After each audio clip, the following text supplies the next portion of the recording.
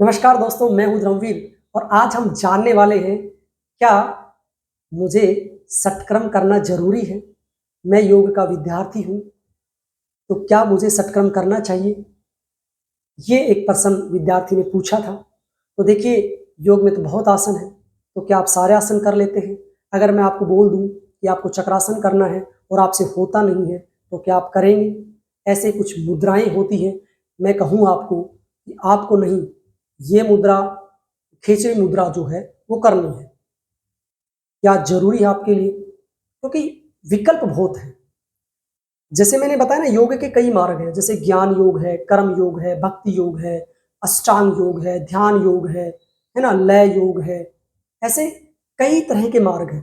तो जो मार्ग आपके शरीर और मन के अनुकूल है, उसका चुनाव करके आप अपनी मंजिल को, अपने लक्ष्य को प्राप्त कर सकते हैं। हमारे जितने भी पुराने जो ग्रंथ हैं या पुराने जो योगिक टेक्स्ट हैं, उनमें कहीं भी सटकर्म का वर्णन नहीं मिलता है। हाँ, वर्तमान में जरूरत है सटकर्म की, क्योंकि वर्तमान में बहुत ज्यादा डस्ट है, बहुत खाना पीना जो है उल्टा पुल्टा हो रहा है। अगर आप इजीली कर सकते हैं तो आप कर लीजिए, इसमें कोई शक नहीं है, कोई संदेह नहीं है। अगर आपका शरीर मांगता है और आपके अनुकूल वो चीजें हैं, चाहे वो जल नेति हो, चाहे वो सूत्र नेति हो, चाहे आप कुंजल क्रिया करते हो। मैंने बहुत से लोग देखे हैं जो योग में बहुत बड़ी बड़ी पोस्टों पे बैठे हैं, लेकिन उनसे कुंजल क्रिया नहीं होती है। उन्होंने उनसे होती नहीं, उनको सूट ही नहीं करती उनके शरीर पे।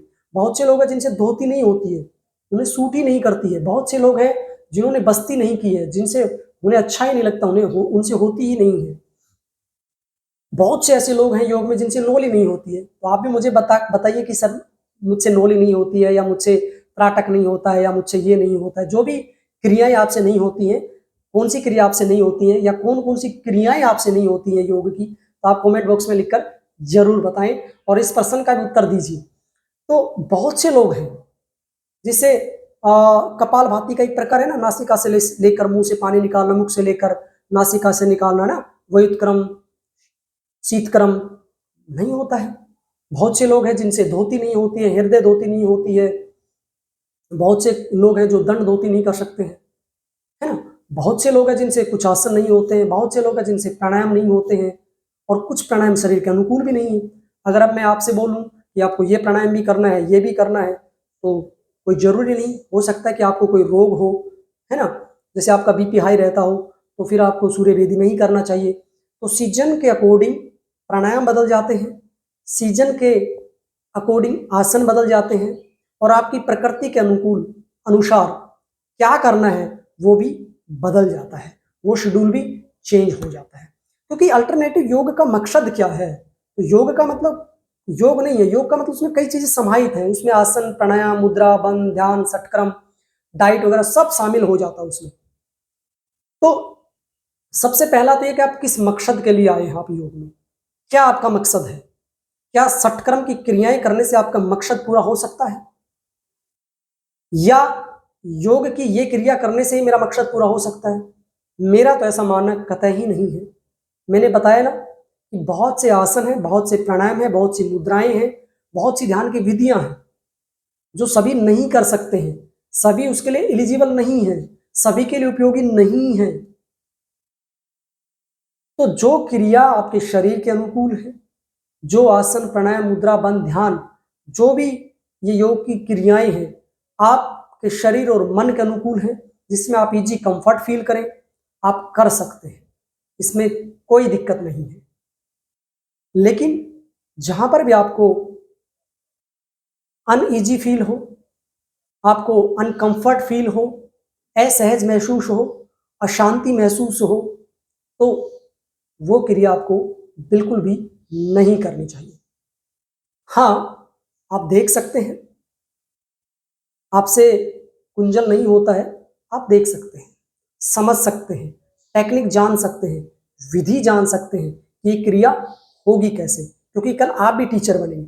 तो कम से कम उसकी विधि आपको पता होना चाहिए, उसकी प्रिकॉशंस क्या है वो आपको पता होना चाहिए, उसके बेनिफिट्स क्या हैं वो आपको पता होना चाहिए। यानी जो भी आप क्रिया कर रहे हैं, कुंजल क्रिया कर रहे हैं या धोती कर रहे हैं, यानी सटकर्म की कोई भी क्रिया कर रहे हैं, उससे पहले क्या करना है क्रिया करने से, क्रिया के दौरान क्या सावधानी रखनी है, और क्रिया के बाद क्या करना है। तो ये सारी बातें आपको अच्छे से समझ लेनी चाहिए, ध्यान में रखनी चाहिए। ठीक है, अगर आपकी इच्छा है कि मैं करके देखूं, डेफिनेटली आप करके देख सकते हैं। मैंने बहुत से लोग देखे हैं जो एक एक दो दो जग पानी पी जाते हैं और उनका पानी नहीं निकलता है। हो सकता है आपका भी कुंजल क्रिया करने का मन हो और आपका पानी नहीं निकला हो। मैं बहुत लोगों को जानता हूँ ऐसा। मेरे काफ़ी स्टूडेंट्स भी हैं, काफ़ी लड़कियां भी हैं, काफ़ी लड़के भी हैं जो एक एक डेढ़ डेढ़ जग जो होता है वो पानी का पी गए। उन्होंने खूब प्रयास किया लेकिन उनको वोमिटिंग नहीं आई। उन्होंने एक बार नहीं, उन्होंने कई बार प्रयास किया, कई दिन तक प्रयास किया, लेकिन बात नहीं बनी। तो ऐसे विद्यार्थियों से मेरा निवेदन है, अगर ऐसा नहीं हो रहा है तो ये कोई रोग की निशानी नहीं है, आप मत कीजिए। हो सकता है आपका शरीर उसके अनुकूल ना हो। मैंने बहुत से ऐसे विद्यार्थी देखे हैं जो धोती थोड़ा सा लेते वोमिटिंग आना शुरू हो जाती है, उनसे नहीं होती है। उन्होंने बीसियों बार प्रयास किया होगा लेकिन उनसे धोती क्रिया नहीं होती है। तो धोती की जो भी क्रियाएं अगर आपसे नहीं होती है तो मेरा निवेदन है कि आप बिल्कुल मत कीजिए। जबरदस्ती ना करें कि जबरदस्ती आपको धोती खिलाई जा रही है, जबरदस्ती आपके नाक में रस्सी डाली जा रही है, जबरदस्ती आपको जल नीति का लोटा लगाया जा रहा है कि आपको करना है। तो जबरदस्ती कभी ना करें। अक्सर मैं कहता रहता हूँ कि देखा देखी करे जोग छिज्जे काया बाडे रहो। तो देखा देखी भी ना करें, जबरदस्ती भी ना करें, अन्यथा कोई रोग हो जाएगा, कोई परेशानी हो जाएगी। और वो कहते हैं ना अक्सर कि खिलाए का नाम नहीं होगा, रुआए का नाम हो जाएगा। यानी कोई बच्चा आप खिलाने के लिए लेके आए हैं और वो आप रोने लग जाता है, उसको कोई चोट लग जाती है, आपने पूरे दिन उसको खिलाया और वो कहीं छोटी सी उसको चोट लग गई, वो रोने लग गया, तो उसकी माँ जो है बच्चे की, वो आप पर आरोप लगा देंगी। क्या कि मेरे बच्चे को आपने रुला दिया, ठीक से नहीं खिलाया, आपने पूरे दिन खिलाया होगा उसको। तो इसलिए कहते हैं कि खिलाने का नाम नहीं होता, रुलाने का नाम हो जाता है। तो इसलिए इसमें सावधानी रखें। योग टीचर भी, योग शिक्षक भी, योग इंस्ट्रक्टर भी, योग ट्रेनर भी सावधानी रखें, और जो विद्यार्थी हैं वो भी पूरी सावधानी रखें, वो भी अपने शरीर का, मन का ध्यान रखें। जैसे मैं बहुत से विद्यार्थियों को जानता हूं कि जिनसे सूर्य नमस्कार नहीं होता, लेकिन वो सूर्य नमस्कार करने की चेष्टा कर रहे थे, देखा देखी कर रहे थे, और 2 नंबर जो होता है ऊर्ध्वस्थासन, है ना, उसमें पीछे ऐसे गए उनका। अब देखा कि सारे बढ़िया कर रहे हैं, मैं थोड़ा कम कर रहा हूं, तो उसने थोड़ा सा प्रयास किया, वो भी पीछे गया और वो गिर गए और उन्हें सर में भयंकर चोट आ गई। तो मेरे कहने का मतलब ऐसे बहुत से लोग हैं, मैंने ऐसे देखा है कि चक्रासन करवा रहे थे टीचर, तो सभी ने खड़े खड़े कर दिया चक्रासन, लेकिन एक बच्चा ऐसा था जिससे खड़ा खड़ा चक्रासन नहीं हुआ, और वो कोशिश करता रहा, थोड़ा सा लगा कि हो जाएगा, और उसका पीछे से सर बजा जाके और फिर उसे हॉस्पिटलाइज कराना पड़ा। तो सटक्रम में भी ऐसा हुआ है कि उनसे वोमिटिंग नहीं हुई, है ना, या धोती भीतर चली गई, है ना, उन्हें बाद में हॉस्पिटलाइज करना पड़ा। तो मैं डरा नहीं रहा हूँ, मैं अवेयर कर रहा हूँ, मैं जागरूक कर रहा हूँ, मैं समझा रहा हूँ जितना मैं जानता हूँ। तो योग में कठिनता नहीं है, योग में सरलता है। इजी से इजी मार्ग की बात की है। अगर आप अष्टांग योग का फॉलो नहीं कर सकते हैं, आप ज्ञान योग का फॉलो नहीं कर सकते हैं, तो आप भक्ति योगी बन सकते हैं, आप भक्ति कर सकते हैं, भक्ति में लीन हो जाएंगे, तब भी आपको मोक्ष मिल सकता है, तब भी आपको समाधि मिल सकती है। तो मेरे कहने का मतलब, अगर आप योग में करियर बनाना चाहते हैं, बहुत ही अच्छा करियर बनाना चाहते हैं, तो निसंदेह निसंकोच आप योग की क्रियाएं कुछ जो कर सकते हो कीजिए, उनका अभ्यास कीजिए। और कुछ क्रियाएं नहीं कर सकते, लेकिन उनके बारे में आप जानकारी जरूर रखिए, उनके बारे में, उनसे पहले, उनसे बाद में, या उस दौरान क्या प्रिकॉशन है, वो सब आपको रखना जरूरी है। क्योंकि कल आप टीचर बनेंगे, तो आपने वो क्रियाएं नहीं की तो ऐसा मतलब नहीं है कि आप दूसरे बच्चों को नहीं कराएंगे। ठीक है, यानी दूसरे बच्चों को आप करवा सकते हैं अगर आपकी नहीं की हुई है तब भी। क्यों? क्योंकि उन क्रियाओं को आपने देखा है, उन क्रियाओं को आपने समझा है, उनको गहनता से सीखा है, लेकिन आपने अपने ऊपर इंप्लीमेंट नहीं की। क्यों? क्योंकि आपका शरीर वो रिस्पॉन्ड नहीं करता, आपकी बॉडी रिस्पॉन्ड नहीं करती है। तो ऐसे कुछ मुद्राएं होती हैं, जैसे महामुद्रा है, खेसरी मुद्रा है। अब खेसरी मुद्रा तो बड़ी कठिन बता रखी है। अब वज्रोली मुद्रा है ना, महामुद्रा है, खेसरी मुद्रा है, वज्रोली मुद्रा है ना। कुछ मुद्राएं इतनी डिफिकल्ट है, इतनी टफ है, जो आम व्यक्ति या नॉर्मल बच्चा नहीं कर सकता है, तो उनकी भी कुछ चेष्टा कभी भी नहीं करनी चाहिए। हाँ, हल्का प्रयास कर सकते हैं, वो भी शिक्षक के निर्देशानुसार, उनके दिशा निर्देशानुसार, उनके सानिध्य में। और वो कोई भी क्रिया योग की आपके अनुकूल नहीं लग रही है, आपको लगता है कि ये क्रिया मुझके ऊपर सूट नहीं करेगी, मैं इसमें अनकंफर्ट फील कर रहा हूँ, तो उस क्रिया को नहीं करना चाहिए। हाँ, कई बार ये होता है कि आपका कोई जरूरी नहीं कि पहले दिन आप चक्रासन कर दे जाकर खड़े खड़े। या पहले दिन ही आप पूर्ण धनुरासन कर दे, पीछे से पैर पकड़े कैसे खींच दे, हैंड स्टैंड कर दे। हाँ, थोड़ा थोड़ा आप धीरे धीरे करेंगे, है ना, तो हाथ मजबूत होंगे, कलाई मजबूत होगी, थोड़ी थोड़ी फ्लेक्सिबिलिटी आएगी। 2 महीने में, 3 महीने में, 6 महीने में जो आसन आप करना चाहते हैं वो होने लग जाते हैं। ठीक है, जो आसन आप करना चाहते हैं धीरे धीरे वो फिर होने लग जाते हैं। जो क्रिया आप करना चाहते हैं और धीरे धीरे वो कर रहे हैं, वो आराम से आपसे हो भी सकती है। मैं ये नहीं कह रहा हूं कि आपको बिल्कुल नहीं करनी चाहिए। हाँ, अगर आपकी इच्छा है कि मुझे खेचरी करनी है और आपका शरीर रिस्पॉन्ड कर रहा है, आपके पास एक अच्छा गुरु भी है, तो धीरे धीरे आप प्रयास कीजिए। हो सकता है कि आपको 3 महीने, 6 महीने, 1 साल लग जाए। जैसे चक्रासन की बात करूं, कुछ लोग दूसरे तीसरे दिन खड़े खड़े चक्रासन सीख लेते हैं, कुछ लोगों को 6 महीने भी लग जाते हैं, कुछ लोगों को साल भी लग जाता है। तो आपको कितना समय लगा मुझे जरूर बताएं, है ना। अब लेकिन जो लगता है कि चीज मेरे से होने वाली ही नहीं है, जैसे धोती क्रिया है, कुंजल क्रिया है, आपने खूब प्रयास कर लिया 15, 20, 30 बार और फिर उसका साइड इफेक्ट होता है, आपको दिक्कत होती है ना, तो वो क्रिया फिर आप मत कीजिए, उसको बिल्कुल ड्रॉप कर दीजिए, उसको छोड़ दीजिए। उस क्रिया की जगह आप दूसरी क्रिया कर सकते हैं, क्योंकि हर चीज का योग में विकल्प है। यानी एक आसन आपसे नहीं होता है, जैसे आपसे पद्मासन नहीं होता है, आप मेडिटेशन में बैठना चाहते हैं, ऐसे बहुत से लोग हैं हिंदुस्तान में, है ना, मैं भी बैठ जाता हूँ पद्मासन में। ऐसे बहुत से लोग हैं ना जो पद्मासन में बैठना चाहते हैं, लेकिन पद्मासन नहीं लगता है। क्या सभी का लगता है? मैंने बहुत देखे हैं योग में जो थोड़े हेल्दी हैं, जिनकी थाई थोड़ी हेल्दी है ना, जिनकी पिंडलियां थोड़ी हेल्दी है, पद्मासन नहीं लगता है, लेकिन वो योग के बहुत अच्छे जानकार है, बहुत अच्छे टीचर है, और बाकी दूसरे आसन कर लेते हैं। वो खड़े खड़े चक्रासन भी कर देते हैं, स्ट्रेचिंग भी कर देते हैं, हनुमान आसन भी कर देते हैं, अंजलि भी कर देते हैं, भून मन विभक्ता व्याघ्रा सब आसन कर देते हैं, लेकिन पद्मासन नहीं लगता है। तो कहने का मतलब हो सकता है कुछ क्रियाएं योग की, वो आसन भी हो सकती हैं, वो प्राणायाम भी हो सकता है, मुद्राएं भी हो सकती है, बंद भी हो सकता है, कि कुछ आपसे वो क्रियाएं हो जाए और कुछ क्रियाएं आपसे बिल्कुल भी ना हो। आप मतलब खूब प्रयास कर ले और फिर भी ना हो, बिल्कुल ऐसा हो सकता है। तो आपको कोई भी जिद नहीं करनी है, कोई भी जबरदस्ती नहीं करनी है, कोई भी हठ नहीं करना है। ये आपको मैं याद दिलाना चाहता हूं कि बिल्कुल भी आपको हठ नहीं करना है।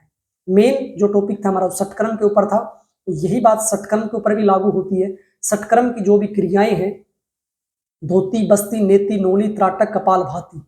धोती, बस्ती, नेति, नोली, त्राटक, कपाल भाती, ये षटकर्म की 6 क्रियाएं हैं। तो अब धोती के कई भाग हैं, है ना, दंड धोती है, हृदय धोती है, तो इनमें से जो होती है आपसे वो कर लीजिए, नहीं होती इसे छोड़ दीजिए। ऐसे बस्ती है, बस्ती अगर आपसे होती है, क्योंकि उस समय तो डिफिकल्ट बता रखी है कि कैसे नदी में खड़ा होना है, कैसे वो पाइप लगाना है ना, वो नलकी लगानी है आपको, किस चीज की होनी चाहिए, अब वो चीज अवेलेबल ही नहीं है आजकल। तो जैसे सब लोग बस्ती नहीं करते, क्या आप मुझे बताइए योगी की कक्षा में आज कोई बस्ती करवाता है? आप मुझे बताइए, नहीं करवाता ना, या करवाते हैं तो आप मुझे लिख के बताइए कमेंट बॉक्स में। कोई भी योग की कक्षा में धोती नहीं कराता है, ठीक है, क्योंकि वो क्रिया कठिन है। ऐसे बस्ती की सारी क्रियाएं नहीं करवाते हैं, दंड धोती बहुत कम कराते हैं, वस्त्र धोती कराते हैं, दंड धोती नहीं कराते हैं, बहुत कम रेर एक आध जगह कराते हैं। ऐसे ही नोली क्रिया करवाते हैं, लेकिन सबसे नहीं होती। तो अंततः गत्वा मैं यही कहना चाहता हूं कि जो आपके अनुकूल है, जिसमें आज कंफर्ट फील करें, सहज महसूस करें, उस क्रिया को आप कर लीजिए। अगर लगता है कि क्रिया हो जाएगी तो धीरे धीरे धीरे गुरु के सानिध्य में उन क्रियाओं को करना आप सीख लीजिए, और डेफिनेटली जब वो क्रियाएं होने लग जाएंगी, जिसमें आप महारत हासिल कर लेंगे, फिर कोई दिक्कत नहीं है।